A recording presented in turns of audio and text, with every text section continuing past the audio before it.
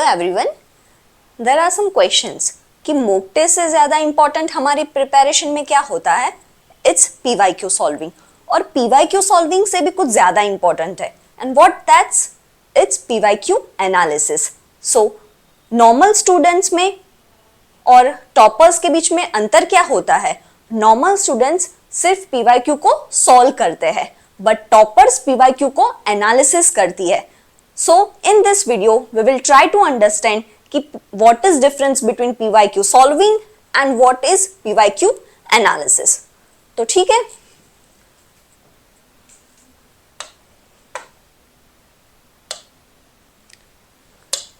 so PYQ are not for just practice but they are the foundation to understand UPSC brain।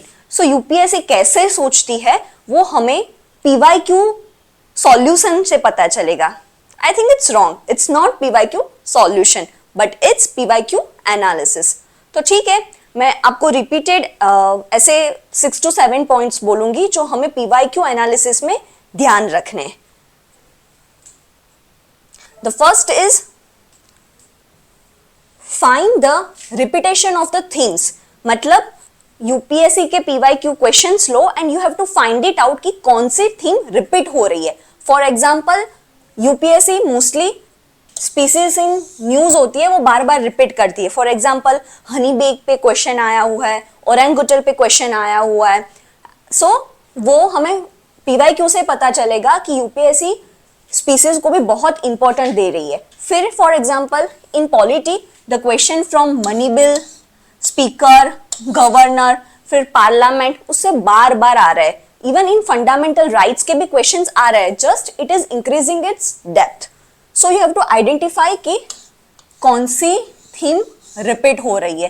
फिर bordering countries का जो बार बार news में होती है, वो कंट्रीज के बॉर्डरिंग भी याद रखने हैं, बिकॉज यूपीएससी ने बार बार पूछ के हमें हिंट दी है। फॉर एग्जाम्पल इस बार कौन से कंट्रीज बहुत सारे न्यूज में है, ईरान है, इराक है। सो यू शुड नो कि ये कंट्रीज के अदर बॉर्डरिंग कंट्रीज क्या है। फॉर एग्जाम्पल उन्होंने 2022 में they had asked the question for bordering countries of Afghanistan, क्योंकि उस वक्त Afghanistan was in the news for Taliban की वजह से वो न्यूज में था। So they had asked the bordering of Afghanistan. और 2023 में भी उन्होंने यूक्रेन का बॉर्डरिंग पूछा है, because it was in the news because of its war with Russia. तो ठीक है, वो बार बार 22 में भी पूछा, 23 में भी पूछा। सो इस बार 26 के एग्जाम में भी ये वाली थीम रिपीट हो सकती है। सो यू डज आपको सिर्फ यूक्रेन का पीवाईक्यू देखे जस्ट यूक्रेन के बॉर्डरिंग कंट्रीज को याद नहीं करना है, but you have to make sure कि ये इस तरह से क्वेश्चन पूछे तो नेक्स्ट एग्जाम में कौन से कंट्रीज या कौन से सीज या बॉर्डरिंग का बहुत चांसेस है कि ये रिपीट होता है। So the thing is you have to find out the common themes क्या है। Now the second is understand the language and the keywords used by the UPSC. मतलब यूपीएससी कुछ रैंडमली ऐसे ही क्वेश्चंस नहीं बनाती है, वो एक थीम पे बनाती है और it is using different words. Like यहाँ पे सम बार बार यूज कर रहे हैं, फिर काफी बार वो ओनली यूज करता है to make the statement extreme. ठीक है, let us understand by reading the question. यहाँ पे यूपीएससी ने पूछा है कि some micro organisms can grow in environment with a temperature above boiling point. फिर नेक्स्ट क्वेश्चन में है कि कोई सम माइक्रो ऑर्गेनिज्म जो फ्रीजिंग पॉइंट के बिलो ग्रो होते होंगे। फिर वापस पूछा है कि एक रेंज दो है कि एसिडिक एनवायरमेंट में भी ग्रो हो सकता है। So here the language of UPSC is like वो एक्सट्रीम तरफ नहीं जा रहा है कि नहीं there are only 3 micro organism की जो बिलो फ्रीजिंग पॉइंट पर ग्रो होंगे। अगर ऐसा यूज करते तो it would be very extreme statements, और ये शायद अभी के लिए सही हो सकता है, but within 2 to 3 days अगर कुछ रिसर्च हुआ और this number can change it out. तो अगर ऐसे एक्सट्रीम स्टेटमेंट्स यूज कर रहा है, then that statement would be wrong. पर यहां पर यूपीएससी का लैंग्वेज है कि वो सम पूछ रहा है, यानी कि वो जनरलिस्टिक पूछ रहा है। सो हियर आपको सोचना भी है वैसे ही है कि some there are some micro organism जो बड़े टेम्परेचर ज्यादा होगा तो ग्रो हो गए, कोई ऐसा भी हो गया, and it's an very general question. अभी एनवायरमेंट में कुछ भी रिसर्च हो सकता है, and this can be true even after 1 year और 2 year, बिकॉज यहाँ पे जनरल पूछा है। सो द थिंग इज आपको यूपीएससी की लैंग्वेज अंडरस्टैंड करनी होगी, उसके लिए the PYQ analysis and repeatedly attaining the PYQ will help you the most. ऐसे ही इट्स नॉट लाइक कि एक ही बार पूछा है, बार बार रिपीटेडली।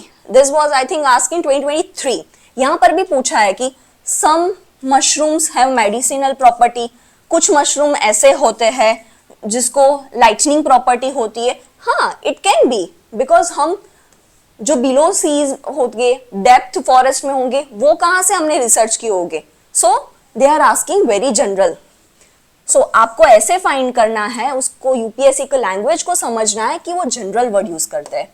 और ये ऐसे ही नहीं आएगा कि आप एग्जाम में जाओगे और तुरंत आपको स्ट्राइक होगा। इसके लिए आपको बार बार पीवाईक्यू को देखना है, उसको सॉल्व करना है, और सॉल्व करने के साथ साथ एनालिस करके भी ये पॉइंट आउट अलग नोट में जॉट डाउन करने हैं, so that before prelims exam you can revise it out कि या यूपीएससी इस तरह से लैंग्वेज यूज करती है, पर इसके लिए you have to take UPSC PYQ question. ठीक है, now the other thing is there are some common sense कि इट्स नॉट नेसेसरी कि आपको 100 क्वेश्चंस दिए होंगे और उसको आप उसमें से आप एटलीस्ट ऐसे 50 क्वेश्चन भी मिलना वेरी डिफिकल्ट है कि वो आप श्योरिटी से बोलोगे कि आई नो द आंसर्स। आपको थोड़ा अपना कॉमन सेंस का यूज करना पड़ेगा। कैसे?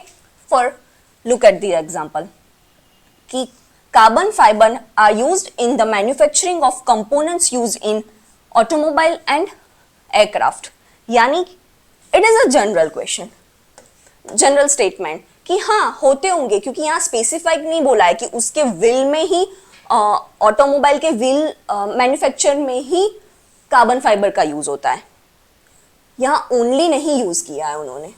ठीक है, सो इट कैन बी, हाँ कंपोनेंट्स बोला है, so this statement can be true.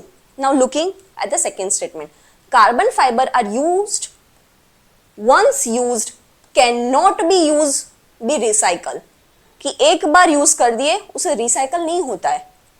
ऐसे नॉर्मल भी सोचते इट इज पॉसिबल, बिकॉज अभी टेक्नोलॉजी कहाँ स्टेज तक पहुंची है, it is growing exponentially. So this statement can't be true कि एक बार यूज किया हुआ दूसरी बार यूज नहीं करते। अभी तो रिसाइकलिंग और सर्कुलर इकोनॉमी का भी कॉन्सेप्ट आ गया है। सो ऐसे आपको जनरली सोचना है, then it will help you in solving the questions. आपको गेस वर्क करने में भी काफी हेल्प होगा। Now the fourth is identify the pattern of UPSC, क्योंकि UPSC बार बार एक ही पैटर्न के क्वेश्चंस पूछ रहे हैं। Let's have a look on its, वो हिस्ट्री में भी ऐसा हुआ है कि लाइक 2021 में पूछा था कि after declining of Harshvardhan dynasty कौन सी डायनेस्टी थी, मतलब अराउंड 7th सेंचुरी की बात कर रहा है कि इसमें से कौन सी डायनेस्टी हमें नॉर्दर्न इंडिया में मिलती है। ओके, तो and this question was asking 2021 और वैसा ही क्वेश्चन 2023 में भी पूछा गया है, सेम रिपीटेशन ऑफ पैटर्न कि हाउ मेनी ऑफ द अबो dynasty were there during the 8th AD में कौन से थे। सेम रिपीटेशन अगर हमने 21 में सॉल्व किया होता तो हम 23 में इस क्वेश्चन से like we would be easy to solve it out, कि यहाँ से हमें आइडेंटिफाई करना था कि हाँ यूपीएससी हिस्ट्री में भी क्रोनोलॉजी का इंपॉर्टेंट है। एंड इट्स नॉट लाइक कि आपको बहुत नजदीक वाली डायनेस्टी दी है। For C they are asking in 8th century और Kakatiya is around 12 to 14 AD में पाई जाती है। सो वास्ट डिफरेंस है। तो इस क्वेश्चन से हमें पता चलेगा कि हाँ हिस्ट्री में क्या रिपीट हो रहा है, उसकी क्रोनोलॉजी इज वेरी इंपॉर्टेंट और ये क्रोनोलॉजी वाले क्वेश्चंस भी पूछ रहे हैं। सो इस बार की प्रीलिम के लिए हमारा है कि हमें हिस्ट्री में एटलीस्ट क्रोनोलॉजी तो पता ही हो कि कौन सी डायनेस्टी कब आई है, और इट्स नॉट लाइक कि एग्जैक्ट डेट पता होनी चाहिए, just you should have an idea कि कौन सी सेंचुरी में है. So this is how you have to identify the patterns कि जो अलग अलग सब्जेक्ट में इस तरह से रिपीट होती है. Now the other thing is कि repetition of same question is very rare. कि अभी तो लास्ट टाइम हुआ था रिपीट, वो directly like right to privacy पहले भी पूछा है और अभी रिसेंटली भी पूछा है, डायरेक्टली आर्टिकल ही पूछा था कि राइट टू प्राइवेसी कौन से आर्टिकल में आता है, बट वो बहुत रेयर होता है. बट इट्स ट्रू, हाँ टॉपिक डायरेक्टली रिपीट होता है यूपीएससी में. Let's have a look.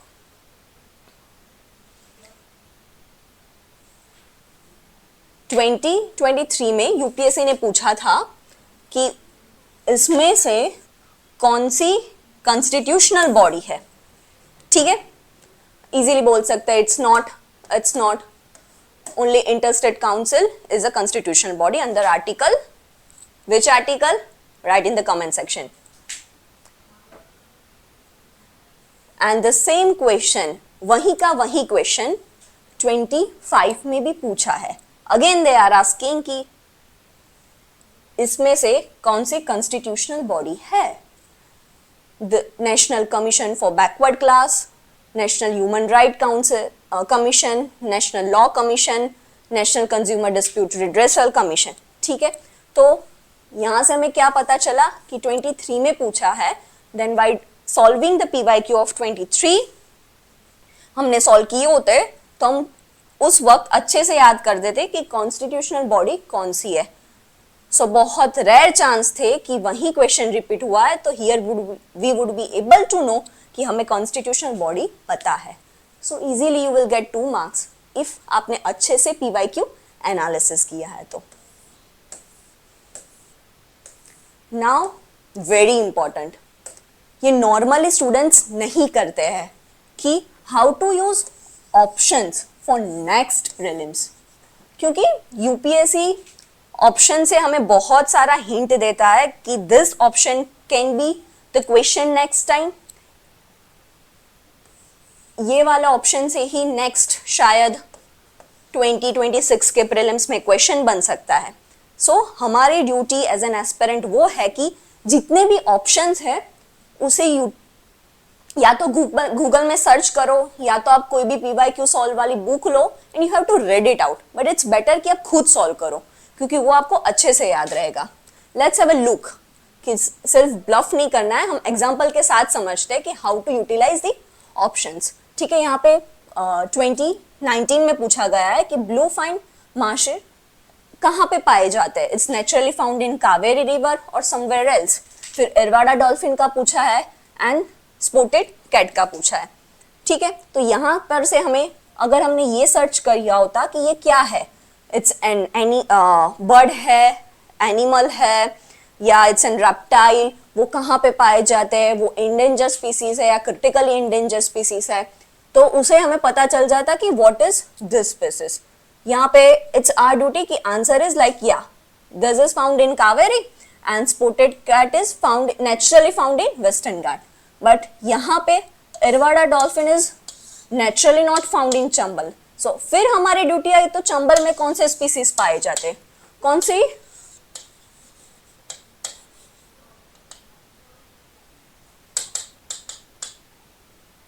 कौन सी डॉल्फिन मिलती है. इट्स गैंगेटिक डॉल्फिन और इंडस डॉल्फिन. सो यहाँ पर रिवर्स दी हुए तो वहां से हमें स्पीसीज भी फाइंड करना होता है कि कौन सी रिवर में कौन से स्पीसीज मिलते हैं. This can be help in our next prelims. और अगर हमने 2019 का क्वेश्चन अच्छे से एनालिसिस किया होता तो हमें 2022 में डायरेक्टली पूछा है क्वेश्चन कि which of the following is not an bird, कौन सा बर्ड नहीं है, and the answer is here. क्योंकि यहां पे डायरेक्टली दिया हुआ है था कि what is this, it's an fish. It's easy, but अब आपकी ड्यूटी क्या है, ये 3 ऑप्शन को भी गूगल पे डाल के उसका अलग नोट्स बनाने हैं ताकि आप एग्जाम के पहले याद रख सकते हो। फिर ऐसे अलग अलग सब्जेक्ट्स में भी है, फॉर एग्जाम्पल ये एनवायरनमेंट के पोर्शन में है, लाइक मोस्टली नेशनल पार्क और वाइल्ड लाइफ सेंचुरी भी जो ऑप्शन में दी गई होती है ना, उसके क्वेश्चंस भी नेक्स्ट यूपीएससी प्रीलिम्स में आते हैं।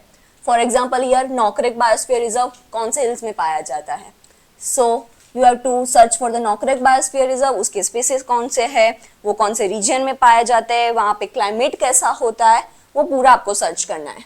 लोकतक लेक है, कौन से स्टेट में बिलोंग करता है, व्हाट इज इट्स यूनिकनेस, ये लोकतक लेक की क्या यूनिकनेस है, यहाँ पे कौन से डियर्स पाए जाते हैं, you have to search it out, क्योंकि ये 2013 का क्वेश्चन है। एंड अगर यहाँ पे हमने नामदफा नेशनल पार्क का सर्च किया होता तो वही क्वेश्चन रिपीट हो रहा है 2019 में कि कौन से नेशनल पार्क में टेम्परेचर और क्लाइमेट वेराई होता है फ्रॉम ट्रॉपिकल टू सब tropical and even temperate and Arctic. ठीक है, तो यहां से हमें पता चल जाता कि यहाँ पे answer is Namdapha. So how you have to utilise the option for your preparation, and even ये एनवायरमेंट और ज्योग्राफी में नहीं, but it's very important for history to.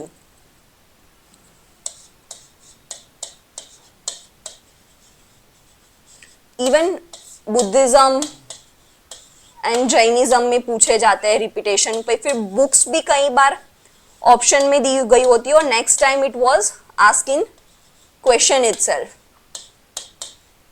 So it's our duty to utilise the option पे search करो। सिर्फ what is difference की practice का क्या है, आप क्वेश्चन पढ़ोगे, ओके व्हाट इज कौन सा आता है, it's Namdapha, that's over.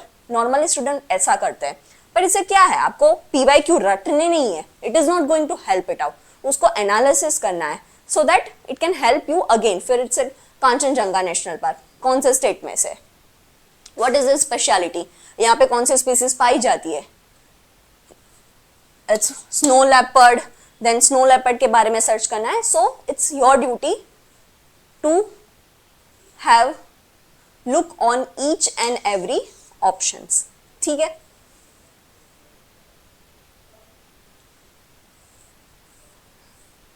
now the other thing which normally aspirants are not doing it कि UPSC अपने खुद की एग्जाम जो दूसरी अदर देन सिविल सर्विस की जो होती है उसके क्वेश्चन भी रिपीट कर रहे हैं। This is the best example which you can have.